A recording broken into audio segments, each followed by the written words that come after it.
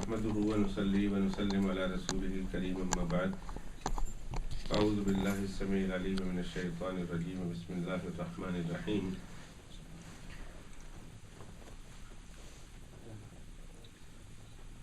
يحلفون بالله لكم ليرضوكم والله ورسوله وحق أن يرضوه إن كانوا مؤمنين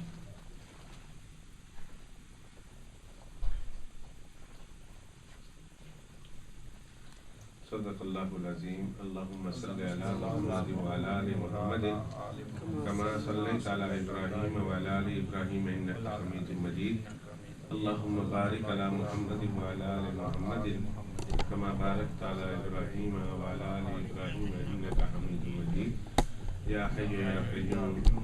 لا إله إلا أنت يا ذا الجلال والإكرام برحمتك أستغيث استغفر الله ربي من كل ذنب واتوب إليه استغفر الله ربي من كل ذنب واتوب إليه استغفر الله ربي من كل ذنب واتوب إليه.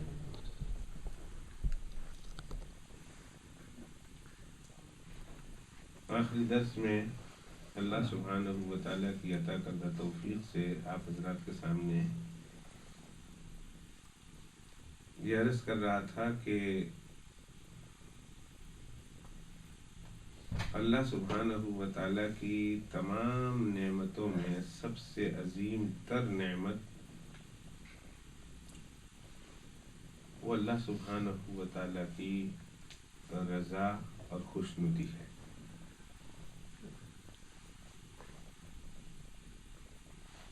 جو ہمارے ہر عمل کی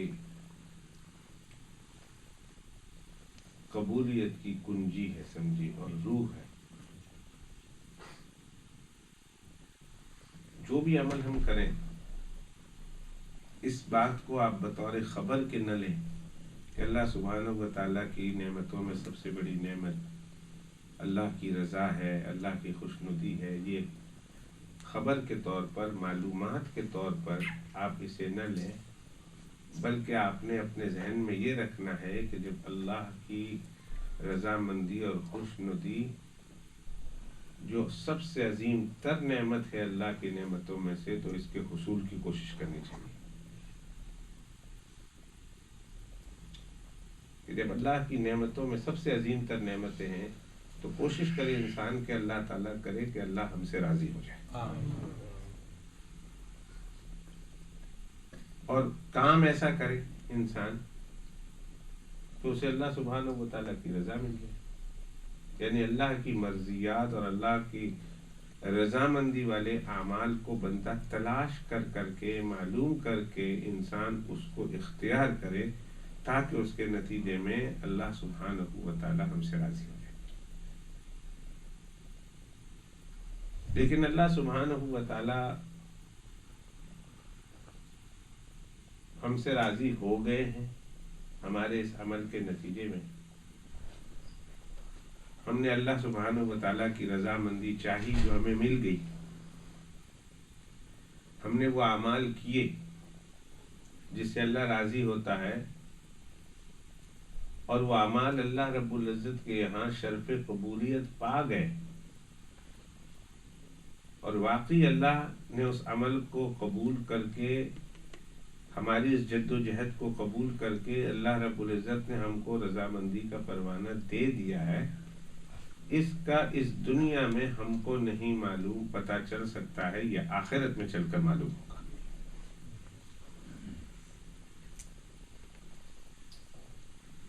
لیکن ایک جماعت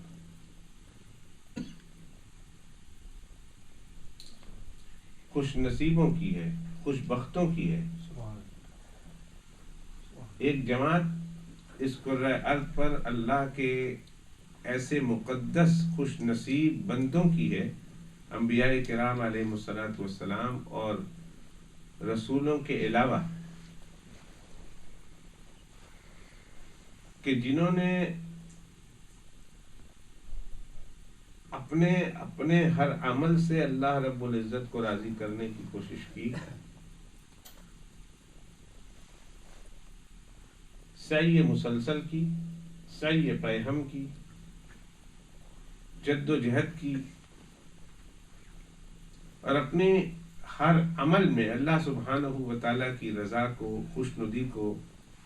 مد نظر رکھا۔ ساری دنیا ناراض ہو جائے اس کی پرواہ نہ کی، لیکن جانے جانا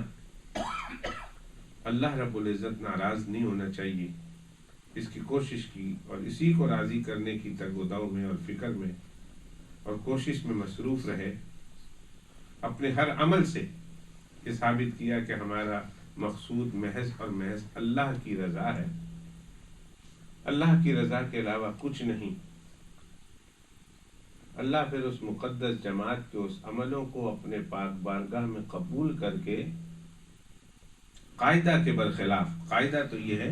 کہ اللہ آخرت میں بتائیں گے کہ میں تم سے راضی ہو گیا، میں تم سے خوش ہو گیا، لیکن اللہ نے اپنے قاعدے کے برخلاف دنیا ہی میں ان کو اس بات کی بشارت دی کہ میں تمہارے عملوں کو قبول کرتا ہوں، تم نے اپنے عملوں سے مجھے راضی کرنے کی کوشش کی،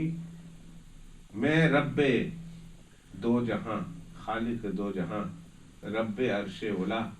اس بات کا اعلان کرتا ہوں اور قیامت تک کے لیے اعلان کرتا ہوں کہ میں تمہارے عملوں کو راضی کر کے تم سے خوش ہو گیا ہوں، اور پھر ایسا خوش ہو گیا ہوں کہ تمہیں میں جنت دینے کا وعدہ کرتا ہوں۔ اللہ نے اعلان کر دیا۔ ایک ہی جماعت ہے بس، انبیاء و مرسلین علی نبینا وعلیہم الصلاۃ والتسلیم کے علاوہ،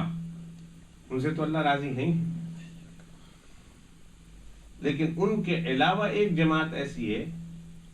کہ جن سے اللہ رب العزت نے اپنی رضامندی کا، پروانے کا اعلان کر دیا، خوشنودی کا اعلان کر دیا کہ میں تم سے راضی ہوں، تم میں سے ہر فرد سے میں راضی ہوں،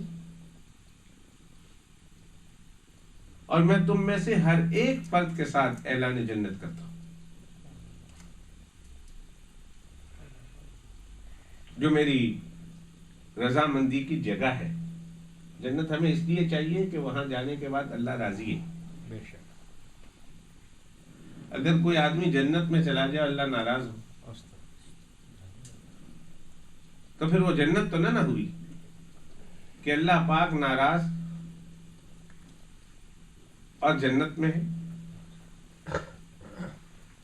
لیکن اللہ سبحانہ و تعالی راضی ہے، تو یقین کیجئے کہ اگر وہ انسان اللہ کی رضا کے ساتھ جہنم میں بھی ہے، اللہ کی رضا کے ساتھ، تو بھی جہنم کی آگ اس کا بال بیکا نہیں کر سکتی۔ دیکھیے وہ فرشتے جو انسانوں کو عذاب دینے پر جہنم میں مامور ہوں گے، وہ جہنم میں اس لیے تھوڑی ہیں کہ اللہ ان سے ناراض ہے۔ کیا خیال ہے؟ اللہ ان سے ناراض ہے اس لیے ان کو جہنم میں رکھا ہے۔ ذرا زیادہ زور ہو گیا، ڈبل آواز میں۔ اللہ سبحانہ و تعالی ان سے راضی ہے، وہ تو اللہ سبحانہ و تعالیٰ کو راضی کرنے کے لیے، اس کے حکم کی تعمیل کے لیے جہنم میں ہے، لیکن جہنم کی آگ ان کا بال بیکا کرے گی، ان کو جلائے گی، وہ جہنم میں ہے، لیکن اللہ کی رضا کے ساتھ ہے، تو جہنم میں ہوتے ہوئے بھی وہ انسان خوش ہے، اللہ کی رضامندی کا پروانہ ہے، جہنم کی آگ اس کا بال بیکا نہیں کر سکتی۔ اور اگر ایک آدمی جہاں کہیں ہے مگر اللہ ناراض ہیں، تو اللہ کی ناراضگی اتنی بری چیز ہے کہ وہ انسان جتنی نعمتوں میں ہو، وہ اللہ کی ناراضگی کے مقابلے میں وہ نعمتیں ہیچ ہے، کوئی معنی نہیں ہے۔ تو ایک ہی جماعت ہے، حضرات صحابہ کرام رضوان اللہ تعالی علیہ مجمعین کی جماعت اسے کہتے ہیں، ان مقدس جماعت کو صحابہ کی جماعت کہتے ہیں۔ حضرت محمد ابن کعب القرظی رحمت اللہ علیہ بہت بڑے بزرگ گزرے ہیں، مفسر قرآن گزرے ہیں، تو کسی نے ان سے پوچھا کہ رسول اللہ صلی اللہ علیہ وسلم کے صحابہ کرام کے بارے میں آپ کا کیا خیال ہے، کیا ارشاد فرماتے ہیں، کوئی نصیحت فرمائے۔ تو حضرت محمد ابن کعب القرظی رحمت اللہ علیہ نے جواب دیا کہ سارے کے سارے صحابہ کرام رضوان اللہ تعالی علیہم اجمعین وہ لوگ ہیں جن سے اللہ سبحانہ و تعالی راضی ہیں۔ یہ وہ مقدس جماعت ہے کہ ان کے ایک ایک فرد سے اللہ سبحانہ و تعالی راضی ہے۔ انہوں نے پوچھا اس پر کوئی دلیل؟ کہ آپ نے اپنی طرف سے کہہ دیا یہ کوئی دلیل ہے؟ تو انہوں نے کہا میں قرآن پاک کے حوالے سے کہہ رہا ہوں، قرآن پاک میں دلیل ہے۔ تو کہا کہاں؟ تو کہا 11واں سپارہ دوسرا رکوع، اللہ سبحانہ و تعالیٰ فرماتے ہیں والسابقون الاولون من المہاجرین والانصار والذین اتبعوہم بإحسان رضی اللہ عنہم ورضوا عنہ، رضی اللہ عنہم ورضوا عنہ۔ سابقین اولین جو پہلے مسلمان ہوئے، مہاجرین میں سے ہوں یا پھر انصار میں سے ہوں جو بعد میں مسلمان ہوئے، یہ لوگ انصار اور مہاجرین کا طبقہ، ایک طبقہ مہاجرین کا، ایک انصار کا طبقہ، اللہ سبحانہ و تعالیٰ فرماتے ہیں صرف یہ دو طبقے نہیں بلکہ والذین اتبعوہم بإحسان، اور جو احسان کے ساتھ بعد میں آنے والے، جو احسان کے ساتھ ان کے نقش قدم پر چلے گا، اللہ فرماتے ہیں جس طرح میں پہلوں سے راضی ہو گیا میں چلنے والوں سے بھی راضی ہو جاؤں گا۔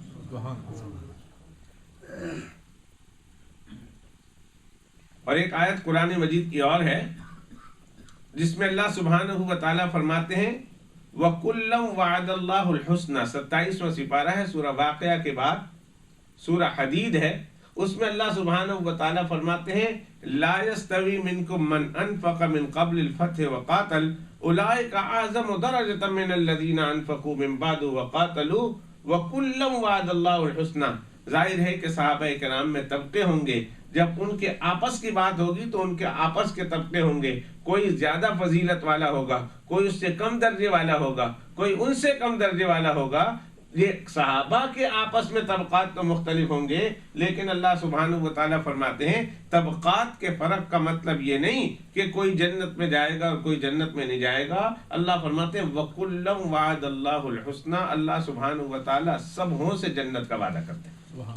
کہ سب کے سب، چاہے درجے میں ایک دوسرے سے تفاوت کیوں نہ ہو، چاہے درجے میں ایک دوسرے سے فرق کیوں نہ ہو۔ ابو بکر صدیق ظاہر ہے کہ کوئی ان کا مقابلہ نہیں کر سکتا، اس کے بعد حضرت عمر فاروق ہیں رضی اللہ تعالی عنہ، ان کا کوئی مقابلہ نہیں، پھر اس کے بعد عثمان غنی ہے، ان کا کوئی مقابلہ نہیں، پھر اس کے بعد حضرت علی المرتضیٰ ہے، پھر بعد وہ سارے علی المرتضیٰ کا مقابلہ نہیں کر سکتے، پھر عشرہ مبشرہ ہے، پھر اصحاب بدر ہیں، پھر درجہ بدرجہ اس طرح شرکت کرنے والے ہیں، پھر فتح مکہ سے پہلے جو مسلمان ہوئے وہ، پھر اس کے بعد جو فتح مکہ کے بعد مسلمان ہوئے وہ۔ تو صحابہ کرام کے طبقات میں کچھ نہ کچھ فرق تو ہے درجوں کے اعتبار سے، لیکن اللہ فرماتے ہیں ایک بھی صحابی ایسی نہیں کہ جو جنت میں نہیں جائے گا، بلکہ میں ہر ایک صحابی سے جنت کا وعدہ کرتا ہوں۔ اور اللہ سبحانہ و تعالیٰ جب ہر ایک صحابہ سے جنت کا وعدہ کرتا ہے تو اس کا مطلب یہ ہے کہ ہر صحابی مسلمان ہے، اس لیے کہ جنت میں غیر مسلم تو جا ہی نہیں سکتا، اس کا داخلہ ہے ہی نہیں۔ ہر صحابہ کرام سے اللہ سبحانہ و تعالیٰ ان کے دنیا سے ایمان پر جانے کی بشارت دے رہے ہیں، اور اللہ سبحانہ و تعالیٰ ہر صحابی رضی اللہ تعالیٰ عنہ کو جنت کا وعدہ کر رہے ہیں۔ معلوم ہوا کہ جنت اسی کو ملتی ہے جس سے راضی ہے، تو گویا ہر صحابہ سے اللہ راضی ہے۔ جو دنیا سے ایمان کے ساتھ چلا گیا وہ یقیناً جنتی ہے، اور اللہ سبحانہ و تعالیٰ ان سے راضی ہے۔ تو ایک طبقہ، کتنا خوش نصیب طبقہ ہے یہ کہ جن کو اللہ سبحانہ و تعالیٰ نے دنیا ہی میں جنت کی بشارت دے دی اور دنیا ہی میں انہیں رضا کا پروانہ دے دیا، ورنہ مجھے اور آپ کو، ان کے بعد آنے والے ہر مسلمان کو اللہ رب العزت نے اتنی بات ضرور بتائی کہ دیکھو سب سے بڑی نعمت تمام تر نعمتوں میں وہ نعمت میری رضا کی ہے، میری خوشنودی کی ہے، اس لیے بندو تم دنیا میں کام کرتے رہو، اعمال کرتے رہو، سعی پیہم اور سعی مسلسل کرتے رہو، مجھے راضی کرنے والے اعمال کرتے رہو، میری رضا کو مد نظر رکھتے ہوئے ساری زندگی گزار دو۔ اب یہ بات کہ میں راضی ہو گیا یا نہیں، یہ تمہیں جنت میں پہنچنے کے بعد میں عطا کروں گا۔ اور اسی کو میں اس دن حدیث پاک کی شکل میں آپ حضرات کے سامنے سنا رہا تھا کہ جنت میں پہنچنے کے بعد سب سے آخری نعمت جو انسان کو ملنے والی ہے جنت میں، وہ اللہ سبحانہ و تعالیٰ کی رضامندی کا پروانہ ہوگا، جو جنت میں پہنچنے کے بعد انسان کو ملے گی، اور صحابہ کرام کو دنیا میں ملتی ہے۔ وہ سمجھ میں آ رہی ہے کہ ہم میں اور صحابہ کرام میں کیا فرق ہے؟ ہمارے اور ان کے درجوں میں کتنا فرق ہے کہ جو مقام جنتیوں کو جنت میں جا کر بعد میں ملنے والا ہے، وہ مقام اللہ سبحانہ و تعالیٰ صحابہ کرام کو دنیا میں عطا کر رہے ہیں۔ سبحان اللہ، اللہ کی کروڑوں رحمتیں ہوں، اور اللہ سبحانہ و تعالیٰ ان کے نقش قدم پر احسان کے ساتھ ہم کو چلنے کی توفیق عطا فرمائے۔ اس لیے کہ فرمایا والذین اتبعوہم بإحسان، جو احسان کے ساتھ ان کے نقش قدم پر چلتا رہے گا، اللہ آگے فرماتے رضی اللہ عنہم ورضوا عنہ، جس طرح میں ان سے خوش ہو گیا، احسان کے ساتھ ان کے نقش قدم پر چلنے والوں سے بھی میں راضی ہو گیا۔ اور اسی پر میں وہ حدیث سنا رہا تھا آپ حضرات کو، وہ حدیث پاک بڑی عجیب و غریب حدیث ہے کہ جناب رسول اللہ صلی اللہ علیہ وسلم نے ارشاد فرمایا کہ جب جنتی جنت میں ہوں گے، اللہ سبحانہ و تعالیٰ کی طرف سے ایک منادی اعلان کرے گا کہ لوگوں، اللہ رب العزت نے تمہیں یاد کیا ہے، ذرا جنت تو چلو۔ چنانچہ وہ سارے کے سارے جنتی اپنی جنت کی نعمتوں کو بھلا کر کے اللہ پاک یاد کر رہے ہیں، اللہ کی پاک بارگاہ میں حاضری دینی ہے، وہ بھاگ پڑیں گے، چل پڑیں گے۔ دوستو، وہاں جنت میں عبادت تو ہوگی، لیکن انسان لذت کے لیے وہاں عبادت کرے گا۔ یہاں جو ہم عبادت کر رہے ہیں اللہ رب العزت کے حکم کی تعمیل میں کر رہے ہیں، وہاں جو عبادت کرے گا بندہ تو وہاں اللہ رب العزت کا عبادت کا حکم نہیں ہوگا، وہاں لذت کے لیے انسان عبادت کرے گا۔ وہاں تو اللہ رب العزت فرمائیں گے کہ تم فری ہو، تم موجیں کرو، جو کچھ تم نے دنیا میں کر لیا اب تمہیں اس کی جزا مل رہی ہے، تم موج مستیاں کرو، تم اپنے شوق پورے کرو۔ لیکن جنت میں کچھ لوگ عبادت کریں گے تو وہ عبادت بھی وہ ہوگی جو اپنی لذت کی تکمیل کے لیے ہوگی۔ انصار کے بارے میں آتا ہے کہ جناب رسول اللہ صلی اللہ علیہ وسلم نے فرمایا کہ انصاری یہ فارمر لوگ ہیں، زمیندارہ ٹائپ کے لوگ ہیں، کھیتوں میں کام کرنے والے لوگ ہیں، باغات میں کام کرنے والے لوگ ہیں۔ مہاجرین سارے تاجر ٹائپ کے آدمی تھے، اور انصار سارے کے سارے زمیندارہ ٹائپ کے آدمی تھے۔ باغات تھے ان کے، کھجوروں کے درخت تھے، یہ تھے وہ تھے، تو زمیندارہ کیا کرتے تھے۔ تو ان کے بارے میں جناب رسول اللہ صلی اللہ علیہ وسلم نے فرمایا جنت میں ایک آدمی کے دل میں ایک بات آئے گی کہ مجھے زمیندارہ کرنا ہے، میں نے کھیتی باڑی کرنی، میں دنیا میں کھیتی باڑی کرتا تھا، میں نے یہاں بھی کھیتی باڑی کرنی۔ وہ اللہ سبحانہ و تعالیٰ سے عرض کرے گا اللہ پاک میں نے کھاتی کرنے کا میرا دل کرتا ہے، میں کھیتی کروں۔ اللہ فرمائیں گے کر لے، یہ بیج ہے، یہ دانے ہیں، یہ زمین ہے، جو کچھ کرنا ہے کر لے۔ تو حدیث پاک میں آتا ہے وہ انصاری صاحب بھی اٹھے گا اور پھر جنت کی زمینوں میں یوں دانہ ڈالے گا، اور یوں دانہ ڈالنے کی دیر ہوگی کہ اس کے دیکھا دیکھی پودے اگنے شروع ہو جائیں گے، اور منٹوں سیکنڈوں میں فصل لہلہاتی ہوگی، اور منٹوں سیکنڈوں میں تیار ہو کر اس کے سامنے پڑی ہوئی ہوگی۔ عطا اللہ شاہ صاحب بخاری رحمۃ اللہ علیہ سے کسی نے پوچھا کہ حضرت جنت میں اگر کوئی حقہ پینے کا دل کرے تو؟ کسی کے حقہ جنت میں پینے کا دل کرے گا تو کہاں جائے گا؟ حضرت نے فرمایا ہاں دل کرے گا، جنت میں بھی حقہ پی سکتا ہے، لیکن آگ لینے کے لیے اسے جہنم میں جانا پڑے گا، اس لیے کہ جنت میں تو آگ سے آگ کوئی نہیں ہوگی، آگ لینے کے لیے اسے جہنم میں جانا پڑے گا۔ اس نے کہا پھر سارا دل ہی نہیں کرے گا۔ انہوں نے کہا میں نے بڑا شوق ہے دنیا میں جو ہے وہ چلم بھرنے کا اور حقہ پینے کا، اتنے بھی ملے گا، کہا مل تو جائے گا لیکن تجھے آگ لینے جہنم میں جانی پڑے گی۔ انہوں نے کہا پھر کوئی نہیں دل کرنا میرا۔ تو یہ ایک عبادت کی لذت یہ دنیا میں ہے، آخرت میں تو عبادت انسان لذت کے لیے کرے گا، وہاں اللہ سبحانہ و تعالیٰ کا حکم نہیں۔ کرنا ہے عبادت کرو، قرآن مجید کی تلاوت کرنی ہے لذت کے لیے قرآن مجید کی تلاوت کرو، نماز پڑھنی ہے لذت کے لیے نماز پڑھ لو، جو بھی دین کا کام کرنا ہے وہاں بطور احکام کے اور حکم کے اور فریضے کے نہیں ہوں گے، وہاں لذت کے ہوں گے۔ اللہ رب العزت نے یاد کیا ہے، جنت کی ساری نعمتیں چھوڑ کر اللہ کے پاک بارگاہ میں بھاگ پڑیں گے۔ چنانچہ جب اللہ کے پاک بارگاہ میں پہنچیں گے تو وہاں پہنچنے کے بعد اپنی اپنی سیٹوں پر بیٹھ جائیں گے۔ اس دن میں نے بتایا تھا کہ وہاں کوئی کھڑا نہیں ہوگا آپ کو بتانے کے لیے کہ یہ آپ کی سیٹ ہے، یہ آپ کی سیٹ ہے۔ آپ کی سیٹ نمبر یہ، آپ کی سیٹ نمبر یہ، وہاں ایسی کوئی بات نہیں. وہاں اللہ سبحانہ و تعالیٰ خود بخود دل میں ڈالیں گے اور وہ انسان خود بخود اپنی سیٹ پر جا کر بیٹھ جائے. سبحان. اور میں نے بتایا تھا کہ یہ سیٹ قریب میں جس کو چاہیے وہ جمعہ کے دن امام صاحب کے قریب ہو کر بیٹھے، اس لیے کہ حدیث پاک میں آتا ہے کہ جمعہ کے دن جو امام کے جتنے قریب ہو کر بیٹھے گا کل اللہ سبحانہ و تعالیٰ کے اتنے قریب اسے سیٹ ملنے والی. چنانچہ جب جا کر بیٹھ جائیں گے اچانک انہیں محسوس ہوگا کہ اللہ سبحانہ و تعالیٰ تشریف لے آئے. اللہ اکبر، کیا منظر ہوگا وہ. اچانک ہمارے قلوب نوروں سے بھر جائیں گے، ہمارے عرفان میں، ہمارے وجدان میں اس قدر اضافہ ہو جائے گا، اس قدر اضافہ ہو جائے گا، اللہ سبحانہ و تعالیٰ کے تشریف لاتے ہی انسان کے قلوب، انسان کے بدن کے اعضاء اور رونگٹے نورانی ہو جائیں گے. کیا کیفیت ہوگی؟ جناب رسول اللہ صلی اللہ علیہ وسلم کی خدمت میں بیٹھنے والے صحابہ کرام رضوان اللہ تعالی علیہ مجمعین پیغمبر کی صحبت کی برکت سے صلی اللہ علیہ وسلم کس قدر اونچے مقام پر پہنچ گئے تھے. آج دو جہاں کا خالق جس مجلس میں آ گیا اور بندے ان کی صحبت میں بیٹھے ہوں، ان کی مجلس میں بیٹھے ہوں، اندازہ لگا لیں اس بندوں کی روحانیت کا کیا حال. پیغمبر علیہ السلام کی مجلس میں بیٹھنے والے،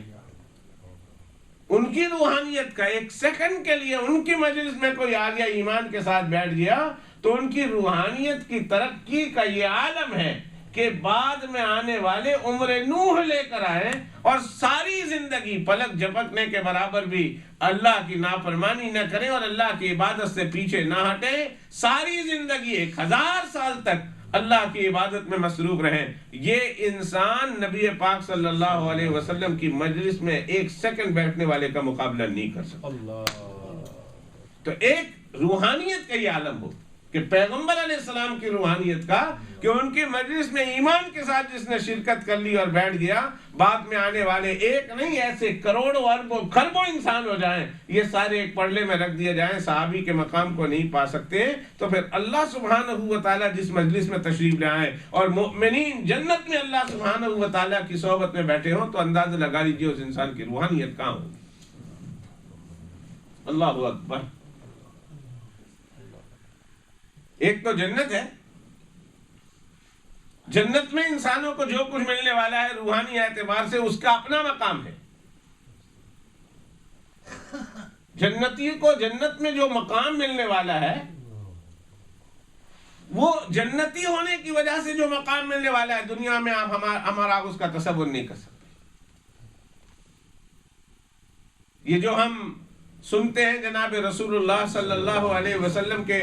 حالات میں اور اللہ کے پیغمبر علیہ السلام کی ذات مبارکہ کے بارے میں کہ اللہ کے پیغمبر علیہ السلام کے کان وہ کان کہ ساری دنیا کے کان مل کر اس کان کا مقابلہ نہیں کر سکتے، اللہ کے پیغمبر کی آنکھیں وہ آنکھیں کہ ساری دنیا کے انسان مل کر اس کا مقابلہ نہیں کر سکتے. یہ ساری کے ساری جو اللہ کے پیغمبر علیہ السلام کو جو شان ملی ہے، رفعتیں ملی ہیں، یہ دنیا میں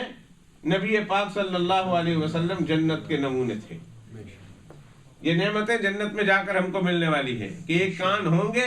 آج 4 آدمی بول رہے ہیں ہم سن نہیں سکتے، ذرا دور سے بولے تو ہم سن نہیں سکتے، لیکن جنت میں عالم یہ ہوگا کہ ایک جنتی یہاں سے بیٹھ کر کروڑوں میل پر دوسرا جنتی ہوگا، اس کو صرف دیکھے گا نہیں، اس سے بات بھی کر رہا ہوگا بغیر کسی آلہ کے،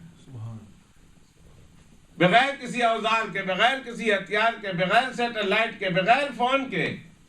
بغیر انٹرنیٹ کے کروڑوں میل دور بیٹھا ہوا ہوگا اپنی جنت میں، اور ایک جنتی اپنی جنت میں بیٹھا ہوگا اور اس کا دل چاہے گا کہ میں اس سے بات کروں، اللہ سارے پردے ہٹا دے گا اور کروڑوں میل کا فاصلہ ہوگا. یہ جنتی اپنی جنت میں، وہ جنتی اپنی جنت میں، ایک دوسرے کو دیکھ بھی رہے ہوں گے اور ایک دوسرے سے بات بھی کر رہے ہیں. یہ مقام جنتی کو جنت میں جا کر ملتا ہے اور اللہ سبحانہ و تعالیٰ نے یہ مقام ہمارے اور آپ کے آقا جناب رسول اللہ صلی اللہ علیہ وسلم کو دنیا میں دیا. ایک تو جنت کی نعمتیں ملیں گی اور پھر جنت میں نعمتیں ملنے کے بعد اس پر مزید یہ کہ اللہ سبحانہ و تعالیٰ کی صحبت مل رہی، اللہ کی مجلس میں بیٹھے ہوں. تو جس مجلس میں پاک پروردگار بذات خود تشریف فرما ہو۔ میرے دوستو اس کا تصور کبھی کریں، کبھی اس مجلس کو بھی یاد کریں، کبھی اس مجلس میں بھی حاضری کا شوق پیدا کریں۔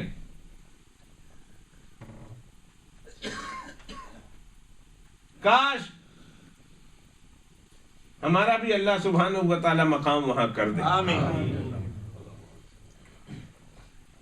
آج کل ایڈورٹائز میں ایک ایڈورٹائز آ رہی جیو پر، وہ ایک دوسرے کو فون کر کے کہتا ہے مبارک ہو تم نے فلاں جگہ پر گھر لے لیا ہے، تو اس کے وہاں خاتون کھڑی ہوتی ہے، وہ بھاگ کے آتی ہے، کیا کہتی ہے کاش ہمارا بھی وہاں ایک پلاٹ ہوتا۔ آپ دیکھ رہے ہوں گے جیو نیوز پر ایک پٹی چل رہی ہے، ایک ایڈورٹائز آتی ہے کہ پتہ نہیں بحریہ ٹاؤن ہے، کون سا ٹاؤن ہے، وہاں کچھ بنا رہے ہیں سٹی، تو کہتے ہیں وہ ایک کہتے ہیں مبارک ہو دوسرے کو فون کر کے کہ تو سنا تمہارا وہاں مکان ہے، تو گھر خاتون گھر کہتی ہے کہ کاش ہمارا بھی وہاں مقام ہوتا۔ اللہ اکبر، اس میں کاش کی کیا بات ہے، وہاں نہ رہنے والے بھی دنیا میں رہ رہے ہیں اور بڑے عیش و عشرت سے رہ رہے ہیں۔ کاش ہم تو یہ دعا کرتے ہیں اللہ تعالی ہمیں جنت میں اعلیٰ مقام عطا فرمائے، اللہ ہمیں یہ مجلس عطا فرما دے کہ جس میں اللہ سبحانہ و تعالی صدر مجلس ہو اور ہم اس مجلس میں حاضری کے طور پر حاضرین کے طور پر شریک ہوں۔ دوستو کیا عالم ہوگا۔ جناب رسول اللہ صلی اللہ علیہ وسلم یہاں بیٹھے ہوئے، ہر چیز اللہ کے ذکر میں مصروف ہے، ذرے ذرے سے میرے آقا کی مجلس میں ہر چیز ذاکر ہے۔ ایک پتھر اللہ کے پیغمبر علیہ السلام نے اٹھایا، اٹھانے کے بعد حضرت ابوبکر کو دیا کہ کان پہ لگاؤ، حضرت ابوبکر صدیق نے کان پہ لگایا تو سن رہے ہیں وہ پتھر اللہ کا ذکر کر رہا، وہ کنکر اللہ کا ذکر کر رہا، کہا عمر کو دے دو۔ جب عمر کے ہاتھوں میں گیا تو کہا عمر تو کان سے لگا کے سن، حضرت عمر سن رہے ہیں تو وہ پتھر حضرت عمر کہتے ہیں میرے کان میں اللہ کے ذکر کی آواز آ رہی۔ مجلس میں بیٹھے ہوئے صحابہ کرام کے سامنے وہ پتھر جا رہا ہے اور سارے صحابہ سن رہے ہیں کہ اس پتھر سے اللہ کے ذکر کی آواز آ رہی۔ روحانیت کا کیا مقام ہے کہ جہاں بیٹھ گئے، حضرت داغ جہاں بیٹھ گئے وہاں بیٹھ گئے والی بات ہے کہ محمد الرسول اللہ صلی اللہ علیہ وسلم جو روحانیت کے اس قرۂ ارض پر اللہ سبحانہ و تعالیٰ کی ذکر کے اور اللہ کے تجلی کے اعلیٰ سے اعلیٰ ترین مرکز تھے، جب ان کے آس پاس ان کے بیٹھنے کی وجہ سے آس پاس کی چیزیں جو ہے اللہ کے ذکر میں مصروف ہے، اللہ کی یاد میں مصروف ہے، تو جس مجلس میں صدر مجلس خود اللہ سبحانہ و تعالیٰ ہو، اندازہ لگا لیجیے انسان کی روحانیت کہاں پہنچی ہوئی۔ یہ تو میں اندازہ ہی نہیں لگا سکتا۔ بندہ سرور حاصل کر سکتا ہے تصور میں، دنیا میں، چشم تصور میں، تصور کی دنیا میں آنکھ بند کر کے انسان وہاں پہنچ جائے کہ جہاں وہ یہ دیکھے کہ سامنے اسٹیج لگا ہوا ہے اور اسٹیج بھی عرش ہے، وسع کرسی السماوات والارض، سارے زمین اور آسمان بال بنا کر پوری زمین اپنے ساتوں زمین سمیت اور ساتوں آسمان اپنے ساری جنتوں اور نعمتوں سمیت بال بنا کر اس عرش پہ پھینک دی جائے تو لکھا ہے کہ ایسا لگے گا جیسے پوری دنیا میں ایک انگوٹھی کا چھلا پھینک دیا گیا۔ پوری دنیا ہو اور انگوٹھی کا چھلا کیا معنی رکھتا ہے، ایک انگلی کا انگوٹھی اور اس کا چھلا کیا حیثیت رکھتا ہے پوری دنیا کے مقابلے میں۔ کہا ساتوں زمین اور ساتوں آسمان اللہ کے عرش کے سامنے یہ عالم رکھتے ہیں کہ ایک چھلا اور عرش کو اور پوری دنیا کو کرسی پر رکھ دیا جائے تو یہ عرش اور کرسی یہ عرش اور ساری زمین آسمان اللہ کی اس کرسی کے سامنے ایسے ہیں جیسے انگوٹھی کا چھلا۔ تو ذرا تصور میں ان تمام چیزوں کو لا کر دیکھیں کہ اللہ سبحانہ و تعالیٰ کرسی پر اور عرش پر تجلی فرمائے، اور ہم بھی اپنے اپنے درجے کے اعتبار سے اپنی کرسیوں پر بیٹھے ہوئے ہیں، انتظار میں ہیں کہ اللہ رب العزت نے ہمیں بلایا ہے، اور اللہ سبحانہ و تعالیٰ بلانے کے بعد اب اللہ سبحانہ و تعالیٰ نے ہمیں حاضری کا شرف دیا ہے، اللہ نے مجلس میں بلا لیا ہے، اب اللہ سبحانہ و تعالیٰ کو ہم سے کلام کرنے والے ہیں۔ دوستو ایک تو روحانیت کا کیا عالم ہوگا کہ ہم نے اپنے اللہ سبحانہ و تعالیٰ کی مجلس میں حاضری دی۔ آج کوئی بڑے کے مجلس میں کمزور آدمی کو نہیں بلاتا ہے، بڑوں کی مجلس میں بڑے ہی جاتے ہیں، بڑوں کی مجلس میں چھوٹوں کو حاضری کی اجازت نہیں۔ آج اللہ سبحانہ و تعالیٰ صدر مجلس ہوں اور ہم جا رہے ہوں تو اللہ سبحانہ و تعالیٰ ہمیں کتنا بنا کر، نکھار کر، سوار کر اللہ سبحانہ و تعالیٰ اس مجلس میں ہم کو بلائیں گے، یہ تو اللہ ہی جانے اور اس وقت کا حال جانے۔ بیٹھ گئے، تھوڑی دیر کے بعد اندازہ ہوا کہ اللہ رب العزت کی تشریف آوری ہوئی، اللہ تشریف لا رہے ہیں اور اللہ سبحانہ و تعالیٰ اپنے عرش پر مستوی ہو گئے۔ آواز آتی ہے سلام قولا من رب الرحیم، مجلس والو رب رحیم کی طرف سے تمہیں سلام ہو، یہ اللہ کی طرف سے سلام، سلام قولا من رب الرحیم، اللہ کی طرف سے سلام آیا۔ اللہ پوچھیں گے میرے بندو لبیک وسعدیک والخیر فی یدیک، رب حاضر ہیں، تیری پاک بارگاہ میں حاضر ہیں، حکم فرمائیے۔ آپ نے سلام کیا، جواب دیا، آپ ہمیں پکار رہے ہیں میرے بندو، جنتی بندو، ہم نے کہا لبیک وسعدیک والخیر فی یدیک، فرمائیے کیا حکم ہے؟ اللہ فرمائیں گے مانگو نا مجھ سے، کیا مانگتے ہو؟ کچھ مانگو مجھ سے۔ اب یہ سب کچھ پردے کے پیچھے بات ہو رہی، نہ میری آنکھ نے بھی اللہ کو دیکھا ہے، بس سن رہے ہیں۔ ذرا اندازہ لگا سکتے ہیں، میں نے آپ کو بتایا نا ہماری روحانیت کا مقام کہاں۔ آج اس کرۂ ارض پر اللہ کی آواز کو نبیوں کے علاوہ کوئی سن نہیں سکتا۔ آج اگر ہم اللہ کی آواز سنیں تو ہمارے کلیجے پھٹ جائیں۔ اوہ اللہ تیرے کروڑوں احسان کہ تو جنت میں جا کر ایسے روحانیت کو اتنا بوسٹ کرے گا اور اتنا ترقی پر لے جائے گا اور ہماری روحانیت کو اتنا بلند کرے گا کہ تو کلام کر رہا ہوگا براہ راست اور ہم تیرے کلام کو سن رہے ہوں گے۔ اللہ اکبر۔ اللہ میں تیری رحمت پہ قربان جاؤں، وہ دن ہمیں ضرور دکھانا جب تو سلام کر رہا ہو جس مجلس میں، اس مجلس میں ہم موجود ہیں۔ آج تو ہم جبرائیل کی آواز نہیں سن سکتے،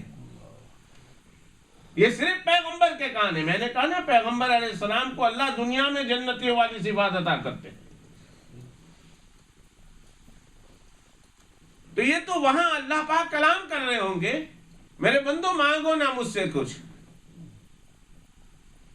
کسی چیز کی خواہش، کوئی چیز مانگو مجھ سے۔ تو حدیث میں آتا ہے سارے جنتی بیک آواز کہیں گے الم تبید وجوہنا، اللہ کیا مانگے؟ الم تبید وجوہنا، آپ نے ہمارے چہروں کو منور نہیں کر دیا؟ جنت میں جانے سے پہلے ہم پتہ نہیں کس رنگوں میں تھے، ہماری کیا حالت تھی، کیسے تھے ہم؟ آپ نے ہمارے چہروں کو منور کیا، جنتیوں میں ہمیں شامل کیا، ہمیں جنت میں داخل کیا، ہمیں جہنم سے نجات عطا فرمائی۔ اے اللہ اتنا بڑا احسان کیا آپ نے، جنت عطا کی، جہنم سے بچایا، چہروں کو منور کیا۔ اے اللہ اور ہمیں اور کیا چاہیے؟ سب کچھ آپ نے دے دیا۔ اللہ سبحانہ و تعالیٰ فرمائیں گے